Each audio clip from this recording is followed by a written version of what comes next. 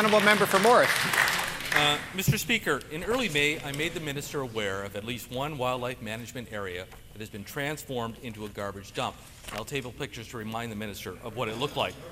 The minister said at the time that he was well aware of this area and that he promised, quote, swift action. Can the minister outline what steps he undertook to transform the area from wildlife dump back to its near natural state as promised? The Honourable Minister of Justice.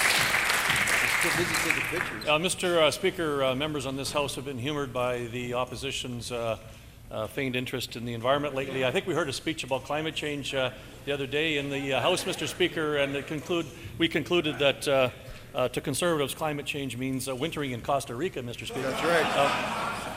But, Mr. Speaker, on this issue, I think it's important that all members of the House blow the whistle whenever there's a degradation of our natural areas. The Mars Hill Wildlife Management Area is a very important area. It has very special features, Mr. Speaker, which is why there has been a new development, a new approach, Mr. Speaker, to making sure that access, Mr. Speaker, is better controlled, which is one of the actions that has been taken very recently as a result of the complaints of the member, Mr. Speaker. Honourable member for Morris. Mr. Speaker, the whistle was blown 2 months ago, and nothing was done to change the situation. All that's changed, Mr. Speaker, is the grass is a little greener and there are more discarded mattresses and televisions. And I'll table some pictures that were taken this past Sunday, Mr. Speaker. Can the minister explain why Manitobans are paying more but getting less under his watch? The Honourable Minister of Justice.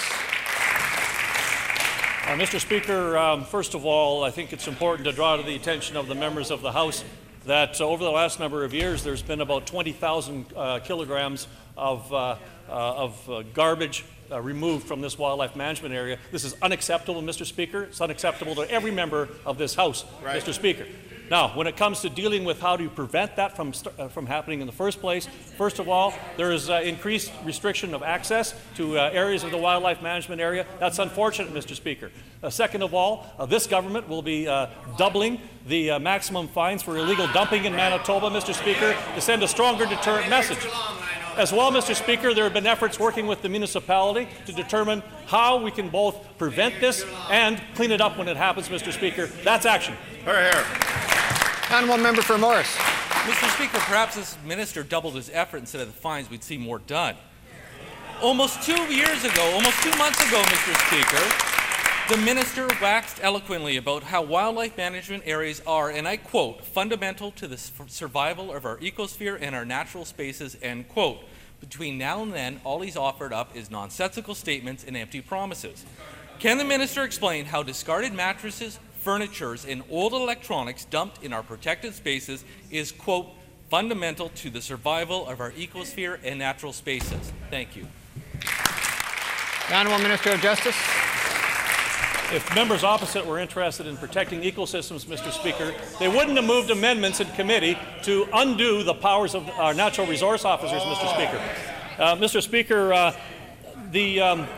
every year this wildlife management area benefits from the volunteer efforts of many, many people that go in and clean up this garbage that's been dumped there, Mr. Speaker, by people that have no respect for Mother Earth and this very valuable area. Mr. Speaker, that effort is being mounted again this year, and as well, the natural resource officers, Mr. Speaker, have gone in there. I understand, Mr. Speaker, in fact, they've done 32 patrols in there to enhance the oversight of the area, Mr. Speaker. That's the kind of action we're taking, Mr. Speaker, but every Manitoban should be outraged by this treatment of this wildlife management area, Mr. Speaker.